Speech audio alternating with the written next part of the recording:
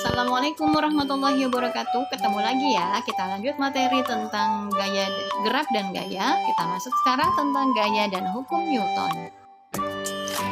Resultan gaya merupakan besaran vektor karena mempunyai besar dan arah. Gaya itu biasanya diberi simbol dengan F besar atau force. Ya, gaya ini digambarkan dengan garis berarah atau anak panah. Titik pangkal garis berarah tersebut disebut dengan titik tangkap gaya. Kemudian, besar gaya dinyatakan oleh panjang garis berarah. Kemudian, arah gaya dinyatakan oleh arah anak panah. Nah, garis yang berimpit dengan gaya merupakan garis gaya.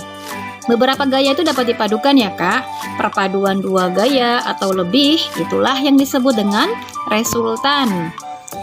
Apa sajakah jenis-jenis gaya? Berdasarkan kontak antara benda yang mengerjakan gaya dan benda yang dikenai gaya, gaya dibedakan menjadi gaya sentuh dan gaya tak sentuh. Gaya sentuh adalah gaya yang dikerjakan harus dilakukan dengan persentuhan atau kontak langsung antara benda yang mengerjakan gaya dengan benda yang dikenai gaya. Sedangkan gaya tak sentuh adalah gaya yang dikerjakan tanpa adanya persentuhan. Gaya gesek dan gaya berat.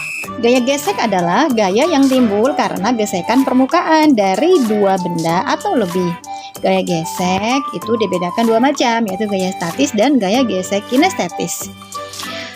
Makin kasar permukaan, maka semakin besar juga gaya gesek yang ditumbalkan. Nah, kemudian berat benda itu sama dengan gaya berat benda. Jadi berbeda ya antara berat benda dengan massa benda. Kalau gaya berat benda itu gaya gravitasi bumi yang bekerja pada suatu benda. Kalau massa benda itu berarti massa benda itu sendiri tanpa dipengaruhi oleh gravitasi. Maka kalau kita mau hitung berapa sih besar gaya berat benda, itu adalah massa dikali dengan gravitasi. Karena massa benda itu selalu tetap, sedangkan berat benda itu selalu berubah-ubah menyesuaikan dengan nilai gravitasinya. Jadi kalau berat kita di bumi itu berbeda dengan berat kita di bulan, ya, dipengaruhi oleh besar gravitasinya. Masuk ke hukum Newton. Ada hukum Newton 1, hukum Newton 2, dan hukum Newton 3. Pembahasan tentang hukum Newton ini sudah dipelajari sejak zaman dahulu ya. Aristoteles mengemukakan pendapatnya mengenai gerak benda. Lalu Galileo menguji pernyataan Aristoteles dan menemukan adanya gaya gesek. Kemudian Sir Isaac Newton mengkaji ulang pernyataan Galileo dan menyatakan bahwa hukum pertamanya inilah yang disebut dengan hukum Newton 1, selanjutnya hukum Newton 2, dan hukum Newton 3. Hukum Newton 1. Coba kakak susun koin ya di atas cari kertas, kemudian tarik kertas itu dengan sangat cepat. Apa yang terjadi? Ternyata tumbukan koin tersebut itu akan tetap diam ketika kertas ditarik dengan hentakan yang sangat keras. Coba kakak latihan, dicoba ya, nanti pada saat nge-zoom kita coba.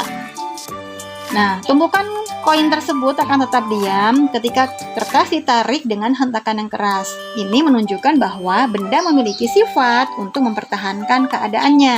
Nah, inilah yang disebut dengan hukum Newton 1 atau yang kita sebut dengan hukum inersia atau hukum kelembaban.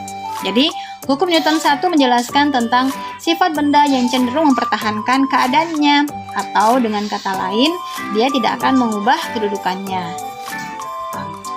Selain itu juga contoh hukum Newton 1 dalam kehidupan sehari-hari, kakak-kakak lihat gambar ketika kita sedang mengendarai kendaraan, kemudian tiba-tiba mobil itu mengerem dengan sangat mendadak, kita akan terdorong ke depan. Nah, tanpa sadar badan kita akan kembalikan lagi ke posisi awal. Nah, itu adalah disebut dengan hukum Newton 1, contoh dari hukum kelembaban.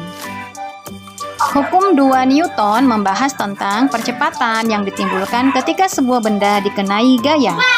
Hukum 2 berbunyi, jika ada resultan gaya yang bekerja pada sebuah benda, akan dihasilkan suatu percepatan dalam arah yang sama dengan resultan gaya.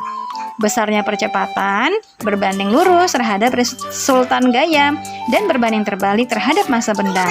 Nah, pada hukum Newton 2 inilah yang kita kenal dengan rumus percepatan sama dengan resultan gaya dibagi dengan massa benda. Contoh ya, penerapan hukum 2 Newton yang tanpa sadar kita sudah lakukan. Misalnya kita mendorong meja. Nah, kita mendorong atau menarik meja, itu namanya kita memberikan gaya pada benda tersebut. Akan semakin besar percepatannya, itu tergantung dari gaya yang kita berikan. Ya, kemudian misalnya juga ada mobil yang mogok gitu ya, 2 mobil yang mogok, kemudian mobil yang satu besar, yang satu kecil. Nah, kalau kita dorong dengan gaya yang sama, kekuatan gaya yang sama, maka percepatan yang akan lebih cepat yaitu pada benda mobil yang lebih kecil ya, karena massanya lebih kecil. Kakak, kita masuk hukum ketiga Newton. Pernah tidak melihat video peluncuran roket? Saat peluncuran, roket itu menyemburkan gas ke bawah. Makin kuat semburan gas ke bawah, roket akan semakin cepat terdorong ke atas. Gaya-gaya yang bekerja pada peristiwa tersebut termasuk gaya aksi reaksi. Jadi, roket menyemburkan gas ke bawah. Gaya tersebut termasuk gaya aksi. Pada saat yang sama, gas memberikan gaya reaksi berupa dorongan ke atas pada roket. Akibatnya, roket terdorong ke atas dan bergerak ke angkasa. Gaya aksi reaksi itulah yang dikenal pada hukum Newton ketiga. Hukum Newton ketiga berbunyi, jika benda pertama mengerjakan pada benda kedua akan mengerjakan gaya pada benda pertama dengan nilai atau besar yang sama, tetapi arahnya berlawanan. Jadi seperti kakak menempuk tangan kakak di atas meja ya, Pak. Nah, semakin kuat gaya yang berikan, maka akan gaya reaksinya akan semakin kuat juga, yaitu tangan kita akan terasa juga sakit. Demikian materi tentang hukum Newton. Mari kita akhiri pelajaran IPA hari ini dengan membaca hamdalah alhamdulillahirabbil alamin. Jangan lupa tugasnya.